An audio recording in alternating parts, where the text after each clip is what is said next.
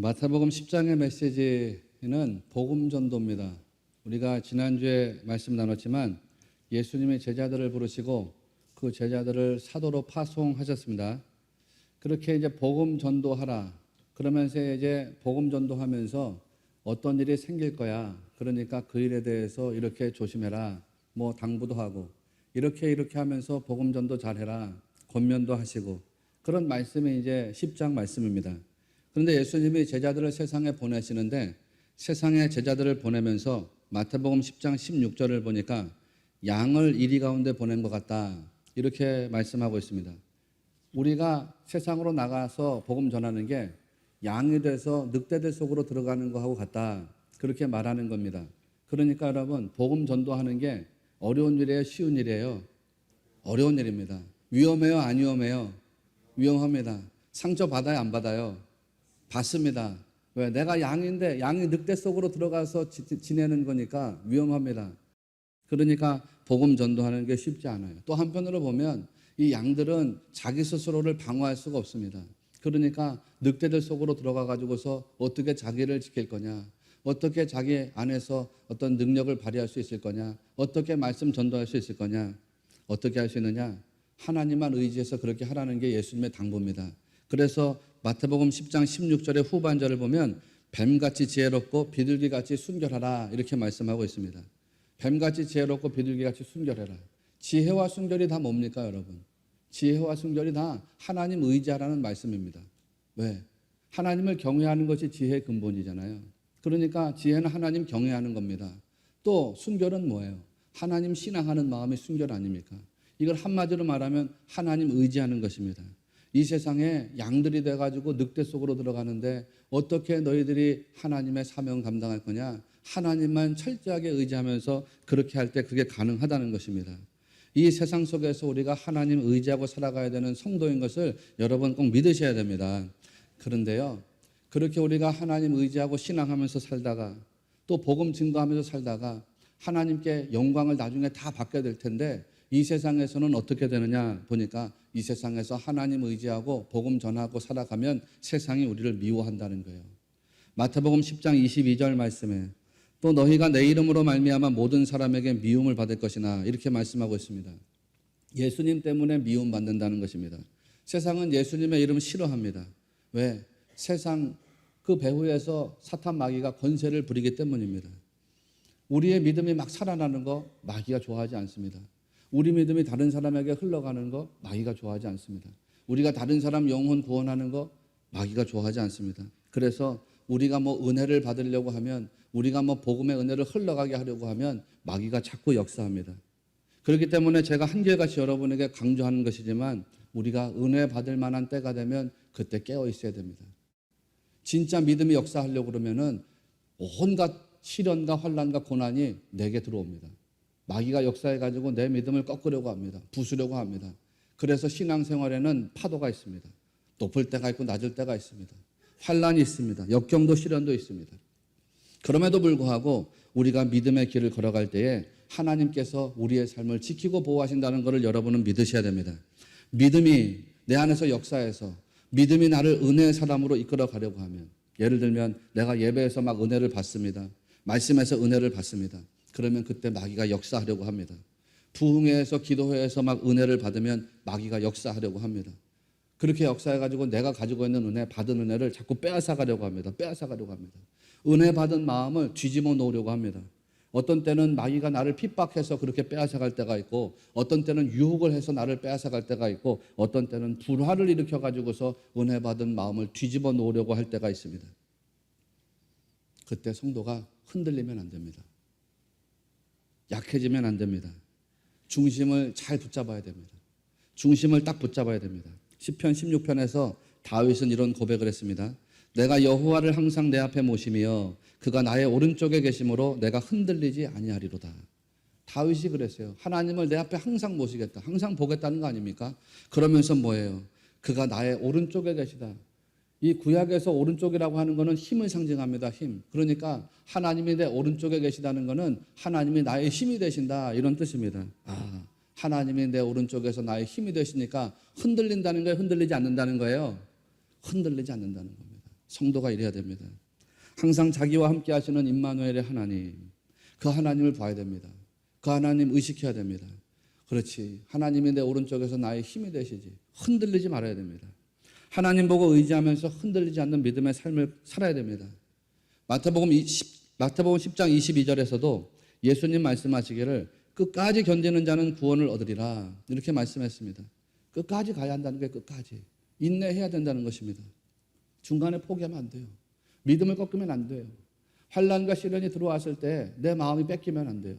사탄 마귀에게 패배하면 안 돼요. 끝까지 인내하면서 믿음의 승리자들이 되어야 하시는 것입니다. 그런데 우리가 어떻게 하면은 그렇게 믿음으로 끝까지 인내할 수 있냐 말이에요. 뭐를 붙잡고 가야지 우리가 믿음으로 인내할 수가 있겠어요? 세상은 절대 아닙니다. 여러분이 세상에서 배운 철학이나 학문이나 어떤 논리 가지고서 붙잡고 간다고 여러분 믿음을 끝까지 지켜낼 수 있는 게 아닙니다.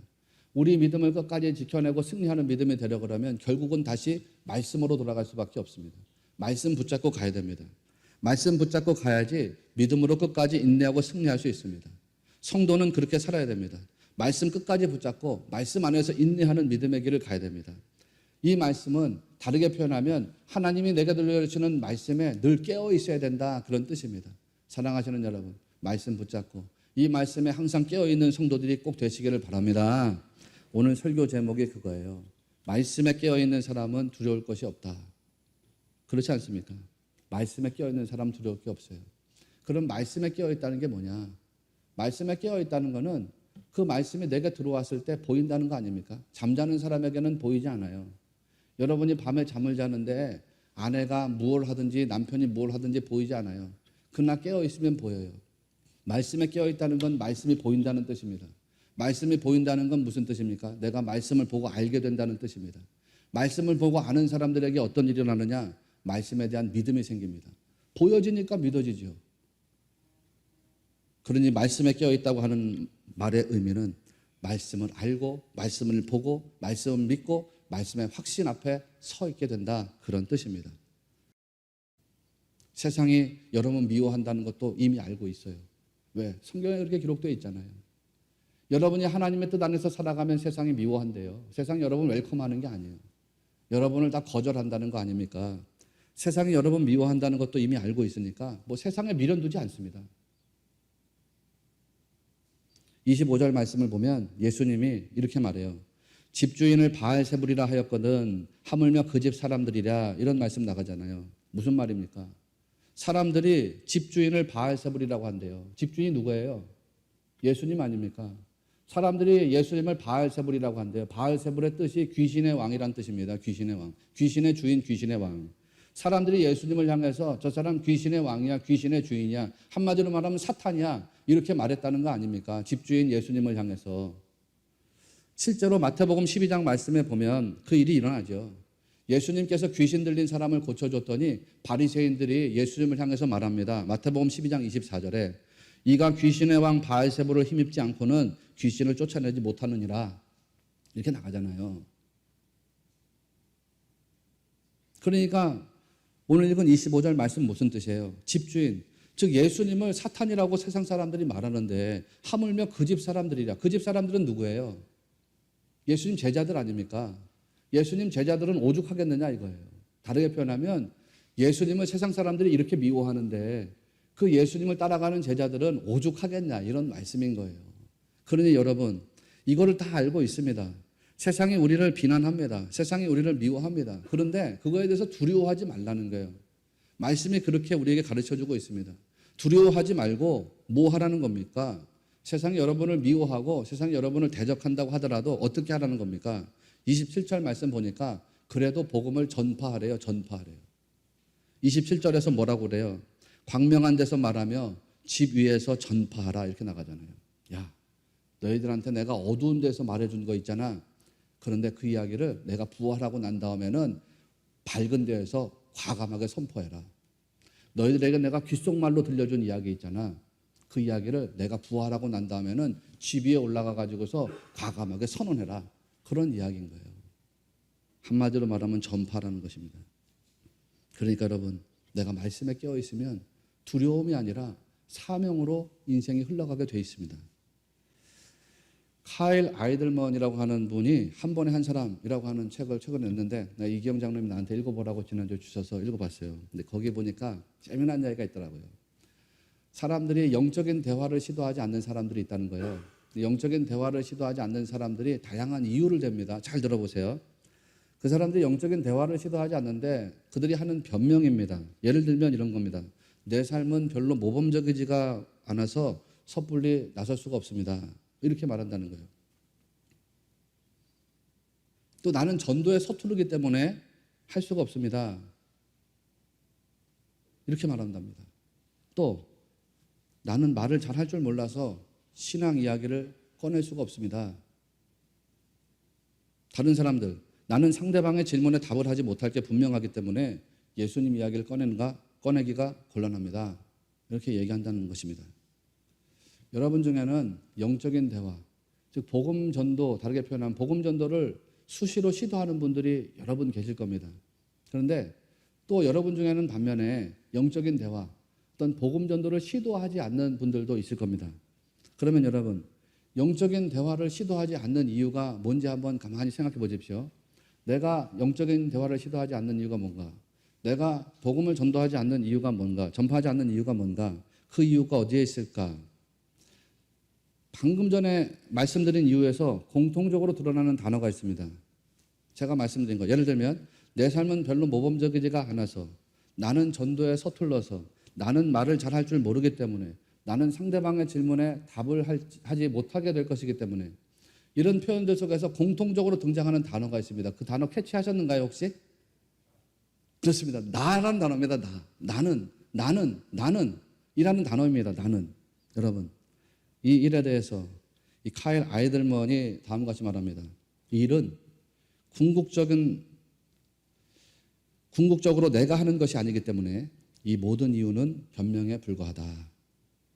내가 사람들을 예수님께로 인도하는 것이 아니다. 궁극적으로 하나님이 하신다. 영적인 대화를 시도하지 않는 사람들의 가장 큰 오류는 뭐냐면 다 내가 하려고 그래. 내가 하려고. 내가 해야지. 근데 내가 할 수가 없어요. 내가 하려고 하니까는 못하는 것입니다. 나는 말을 잘 할 줄 모릅니다. 내가 하려고 그러니까 못합니다. 나는 말에 서투릅니다. 나는 삶에 모범이 되지 않습니다. 나는 뭐가 없습니다. 나는 뭐가 부족합니다. 나는 뭐가 안 됩니다. 다 내가 하려고 그러니까 안 된다는 것입니다. 그러나 여러분, 하나님의 일은 내가 하는 것이 아니라 나를 도구로 사용하셔서 하나님이 직접 하신다는 것을 꼭 믿으시기를 바랍니다. 우리는요, 그냥 소리통에 소리통. 세례 요한이 고백했던 것처럼 나는 광야에 외치는 소리이다 라는 것뿐입니다. 내가 그냥 주님의 소리통이 되면 그 말씀의 주인은 주님이시고 그 사람의 마음을 주장하시는 분도 주님이십니다. 내가 주님의 소리통이 돼가지고 주님의 말씀을 흘러가게만 하면 그 말씀을 통해서 역사하시는 분은 하나님이신 것을 꼭 믿으시기를 바랍니다. 그렇잖아요, 여러분. 여러분이 땅에 갔다가 씨앗을 갖다가 심어요. 씨앗 갖다 심으면 그거 자라게 하시는 분 하나님입니다. 그거 열매 맺게 하는 분 하나님입니다. 아니요, 목사님, 제가요, 거기다 비료도 주고 거름도 주고 제가 가꾸고 막 합니다. 그런데 여러분, 그거 한다고 열매가 맺어진다는 보장이 어디 있어요? 그 작은 씨앗 속에서 여러분이 그렇게 가꾼다고 해서 그 반드시 열매가 될 거라는 확신이 어디 있어요? 그건 교만이죠. 그 작은 씨앗에서 열매를 내게 하는 분은 하나님인 거예요. 역사하시는 분은 하나님인 거예요. 주관하시는 분은 하나님이신 것입니다. 소리의 주인 하나님이에요. 마음을 주관하시는 분도 다스리는 분도 하나님이에요. 우리는 그저 하나님께 쓰임받기를 원하는 통로가 되면 돼요. 통로가 되기를 사모하면 그 통로를 통해서 하나님이 은혜로 능력으로 역사하게 되실 줄로 믿습니다. 이걸 믿어야 돼요. 믿어야 돼요. 이 카일 아이들먼이 이슬람 선교사님에 대해서 했던 이야기가 있어요. 어떤 이슬람 국가에서 선교사님이 복음을 전합니다. 그래서 몇 사람 전도합니다. 그 사람들이 복음 전도를 받고 주님을 영접합니다. 그러면 그 주님을 영접한 사람들에게 이름을 쓰라는 거예요. 당신 주변에서 아직 예수를 믿지 않은 사람들, 예수님 영접하지 않은 사람들의 이름을 작성하십시오. 명단을 작성하게 한다는 거예요. 그 사람들이 거기다 이름을 써요. 내 주변에 아직 예수님을 믿지 않는 사람들, 그 사람들의 이름을 다 쓰고 나면 그 선교사님이 그들에게 말한다는 것입니다. 그 이름들 중에서, 물론 그 이름에는 자기가 아는 사람이 다 들어있어요. 그 이름을 딱 갖다 놓고 말한다는 겁니다. 여기 이름 중에서 당신이 예수님을 전한다는 이유로 당신을 죽이지 않을 가능성이 있는 사람 10명의 이름에다가 동그라미를 치십시오. 그 이름들 중에서 당신이 예수님을 전한다는 이유로 당신을 죽이지 않을 가능성이 있는 사람 10사람의 이름에 동그라미를 치십시오. 여기 이슬람 국가입니다, 여러분. 그 선교사님이 10명의 이름. 이 사람들에게 복음을 전해도 당신을 죽이지 않을 가능성이 있는 사람 10사람의 이름, 거기에 동그라미를 치십시오. 그리고 그 사람들이 동그라미를 치면 이제 그 사람들에게 가서 빨리 복음을 전하십시오. 그렇게 한다는 거예요. 그러면 그들이 나가서 목숨을 걸고서 그 일을 한다는 것입니다. 이 이야기를 소개하면서 카일 아이들먼이 다음과 같이 말했습니다. 분명히 두려울 것이다. 그렇죠. 두렵겠죠. 두렵겠죠. 하지만 복음을 받은 그들은 두려움을 이겨낸다. 그러면서 하는 말이 자 이제 당신에게 숙제를 내겠다. 당신 주변에서 당신이 예수님을 전했다는 이유로 당신을 죽일 가능성이 가장 낮은 사람 10명을 찾아내라. 그런 다음에 그들 한 명 한 명을 찾아가서 영적인 대화를 시도해라. 우리 이 나라에서 예수님 전한다고 여러분 죽일 사람 있습니까? 복음 전한다고 여러분 죽일 사람 있습니까? 여러분, 이런 신앙의 결국을 위해서 우리가 뭘 두려워야 되느냐? 오직 하나님만 두려워해야 된다는 말씀이에요. 우리의 두려움의 대상은 하나님이어야만 한다. 그 얘기를 예수님이 하는 거예요. 사람 보면서 두려워하지 마라. 하나님 보면서 두려워하라는 것입니다. 이 말은요, 사람들한테 체면 세우려고 하지 말라는 거예요. 사람들의 시선 의식하지 마라. 사람들의 체면 두려워하지 마라. 하나님 의식하면서 그렇게 살아가라는 뜻입니다. 바리새인들이 외식하는 이유가 무엇 때문이었습니까, 여러분? 바리새인들이 외식하는 이유가 체면 때문이었잖아요. 체면. 내 체면, 내 자존심. 사람 의식하고 사람 두려워하고 사람들 앞에서 체면 세우려는 거 아닙니까, 여러분? 그렇게 하지 말라는 거예요. 28절 말씀을 보면 몸은 죽여도 영혼은 능히 죽이지 못하는 자들을 두려워하지 말고 오직 몸과 영혼을 능히 지옥에 멸하실 수 있는 일을 두려워하라. 그렇게 말씀했어요. 그러면서 뭐라고 하십니까? 참새 하나도 하나님의 허락이 없으면 땅에 떨어지지 않는다는 겁니다. 참새 한 마리라도 하나님이 허락하지 않으면 잃어버리지 않는다. 이런 말씀이죠. 하나님이 허락하셔야 된다는 게 허락하셔야 된다는 거예요. 여러분, 이게 하나님 섭리입니다. 이스라엘이 가나안 땅에 38년 동안 들어가지 못하고 광야를 빙빙 돌았던 이유는 하나님 허락하지 않았기 때문입니다. 그런데 하나님이 딱 허락하시니까 이스라엘이 가나안으로 들어가지 않습니까? 모세가 가나안에 들어가지 못한 이유가 뭡니까? 하나님이 허락하지 않았기 때문이잖아요. 이스라엘 백성들이 요단강을 건너고 여리고성을 정복할 수 있었던 이유가 뭡니까? 하나님이 허락하셨기 때문입니다. 허락하셨기 때문에. 사탄이 욥을 시험하려고 할 때도요, 하나님이 허락하셔야만 그 시험이 가능했습니다. 마찬가지입니다, 여러분. 여러분 인생에 뭐가 들어온단 말이에요. 여러분 인생에 무슨 일이 일어납니다. 좋은 일도 일어나고 나쁜 일도 일어나고 영광도 있고 슬픔도 있고 뭐든지 일어난다 이런 말씀이에요. 그런데 여러분 인생에 뭐가 들어오려면 누구의 허락이 있어야 돼요? 하나님 허락이 있어야 됩니다. 왜 그렇게 하시냐? 그럼 도대체 로이드 존슨 목사님의 표현에 따르면요, 하나님 나라에서 여러분이 더 완전한 자리를 차지하게 하시기 위해서 하나님이 그렇게 하시는 섭리를 나타낸다 이거예요. 이해가 안 되면 다르게 표현할게요. 하나님 나라 갔을 때 하나님이 여러분에게 더 좋은 자리 주시기 위해서 여러분을 그렇게 이끌어 가신다 이런 말씀이에요. 그러니까 세상 두려워하지 말고 하나님 두려워하는 성도가 되시기 바랍니다. 이 세상 붙잡혀서 세상 의지하는 게 아니라 하나님께 붙잡혀서 하나님 의지하는 성도가 되라, 그런 뜻입니다. 그래야 하나님 원하시는 삶, 하나님 기뻐하시는 삶으로 나갈 수가 있습니다. 32절과 33절 말씀에 핵심이 있어요. 핵심 뭐냐면 시인하라는 거거든요. 시인하라. 말씀 길지만 결국 답은 시인하라는 거예요. 너희가 사람들 앞에서 나를 시인하면 나도 아버지 하나님 앞에서 너희를 시인하고, 너희가 하나님 앞에서 너희가 사람들 앞에서 나를 부인하면 나도 하나님 아버지 앞에서 너희를 부인하리라. 말씀은 길죠. 그건 핵심은 하나입니다. 시인하라는 것이 시인. 누구를 시인하라는 것입니까? 주님을 시인하라는 겁니다. 두려워하지 말라는 이유가 뭡니까? 주님을 시인하게 하기 위해서 두려워하지 말라는 겁니다. 그러면 시인한다는 게 뭐예요? 시인한다는 건 나타낸다는 뜻이에요. 드러낸다는 뜻이죠. 예수님을 드러내고 예수님 나타내고 예수님 증거한다, 그런 뜻 아닙니까? 내가 세상을 두려워하면요, 예수님을 드러내고 나타낼 수가 없습니다. 내가 세상 두려워하면 예수님 증거할 수가 없습니다. 왜? 내가 세상 두려워하면 내 체면이 당장 손상되는데, 내가 그래도 체면이 있는 사람인데, 내가 그래도 좀 배운 사람인데, 내가 그래도 좀 가진 사람인데, 저 삼거리 나가가지고 이 휴지 쪼가리나 사람들한테 나눠주고, 내 체면이 뭐가 되겠어? 세상 두려워하면 할 수가 없습니다. 그러니까 세상 두려워하지 말라는 거예요. 예수님이 십자가에서 돌아가시고 난 다음에 제자들이 실패한 이유가 뭐예요, 여러분? 부인이잖아요, 부인. 예수님 부인한 거 아닙니까? 베드로는 예수님을 3번씩이나 부인하고, 제자들도 예수님 부인하고 도망치지 않았습니까? 그리스도인의 실패는 어디에서 시작되느냐? 부인의 부인. 예수님 부인하면은 실패로 나가는 것입니다. 그러니까 성도는 예수님을 부인하는 것이 아니라 자기를 부인해야 돼요. 예수님을 부정하는 게 아니라 자기를 부정해야 돼요. 하나님 말씀 부인하고 부정하는 것이 아니라 내 자아의 속사람을 부정하고 부인해야 돼요. 땅의 것들을 두려워하는 사람들은 이 땅의 것들 거기에 매여서 살아갑니다. 내가 건강 때문에 죽겠는데, 내가 저 사람 때문에 죽겠는데, 내가 뭐 때문에 죽겠는데, 이 땅의 것들 다 어떤 관점이냐면 땅의 관점에 땅의 관점. 그런 땅의 관점 가지고 살지 말라는 뜻이에요, 이게. 그리고 어디의 관점 가지라는 거예요? 하늘의 관점 가지고 살라는 거예요. 땅의 관점 넣고 하늘의 관점 가지고 살라는 것입니다. 어리석은 사람들은 땅의 관점 가지고 살잖아요. 어리석은 부자가 그랬지 않습니까? 이 땅에서 일평생 동안 부를 축적하는 거에다가 자기 힘을 다 쏟았습니다. 그리고 죽고 나서 심판대 앞에 갔더니 영벌이에요, 영벌. 와, 아브라함이요, 내가 저기 있는 물을 좀 찍어서 먹으면 안 되겠습니까? 안 돼. 우리 자식들에게 가서 똑바로 살라고 이야기하면 안 되겠습니까? 안 돼. 누구를 보내서라도 그 이야기를 전해주면 안 되겠습니까? 안 돼. 땅의 관점을 살고 땅의 관점을 가지고서 일평생 살았는데 심판대 앞에 서고 보니까 후회해요, 후회. 근데 묘하죠.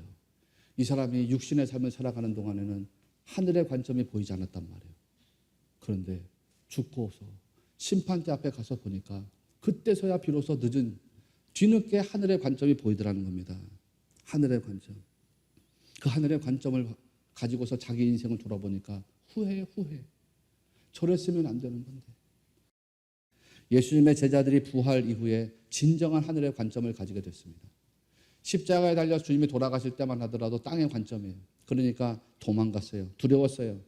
그런데 부활의 주님을 만나고 나서는 주님이 성령을 받으라. 그 성령을 딱 받았거든요.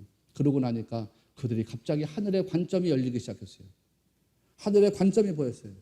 도단성에 있었던 사환처럼 하나님의 나라가 보이기 시작했어요.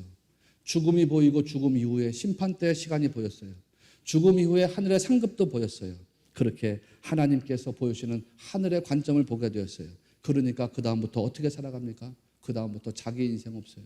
어디 가든지 살든지 죽든지 주님을 시인하는 거예요. 주님을 나타내고 증거하는 것입니다. 여러분, 믿음으로 주님을 영접한 사람들 어떻게 살아가야 되는지를 주님이 분명히 보여주셨습니다. 마태복음 25장 34절 말씀을 보면 예수님이 이렇게 말씀했어요. 지금 빨리 성경을 찾아보세요. 마태복음 25장 34절에 그때 임금이 그 오른편에 있는 자들에게 이르시되 내 아버지께 복받을 자들이여 나와 창세로부터 너희를 위하여 예비된 나라를 상속받으라 이렇게 되어 있습니다. 내 아버지께 복받을 자들이여. 그때는 언제냐? 마지막 심판 때죠. 그 마지막 심판 때가 되면 하나님께서 의인들을 부르신대요. 어떻게 부르시느냐? 복받을 자들이여 나오라 이렇게 부르신대요. 우리말로는 미래에 있을 것처럼 성경이 번역되어 있어요. 앞으로 복받을 자들이여 이런 식으로 우리가 오해할 수 있습니다. 그런데 호이 율레게 메노이, 호이 율레게 메노이는 무슨 뜻이냐면 이미 복을 받은 자들이여 이런 뜻이에요. 그래서 킹 제임스 버전 성경을 보면 be blessing이라고 번역하지 않고 blessed라고 번역했어요. 이미 과거에 복 받은 자들. 여러분은 이미 복을 받은 사람들인 줄을 믿으시기 바랍니다. 저도 마찬가지예요. 예수 그리스도를 구주로 영접한 사람들은 이미 복을 받은 사람들인 줄을 믿으시기 바랍니다. 그런데 상급이 완전히 오진 않았어요. 복을 받은 사람들아 나와서 상급을 받으래요. 마태복음 25장 34절에 그 상급이 뭐냐? 너희를 위하여 창세로부터 예비된 뭐가 있대요? 나라가 있대요. 이걸 받으라는 거예요.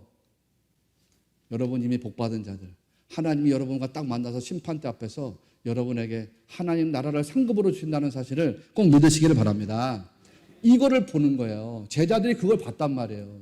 그러니까 어디를 가든지 그거 시인하는 거예요. 이 세상에서 내가 가지고 있는 거 억만금이라고 하더라도 하나님 앞에서는 아파르에 아파르, 티끌이에 먼지밖에 안 되는 겁니다. 주님을 증거하는데 제자들이 이거를 봤기 때문에 두려움이 없었습니다. 말씀에 딱 붙잡혀가지고 담대하게 나갔습니다. 사랑하시는 여러분, 그렇게 여러분이 하늘의 관점 가지고서 세상을 설계하고 건축하고 살아가시는 복된 성도들이 꼭 되시기를 바랍니다.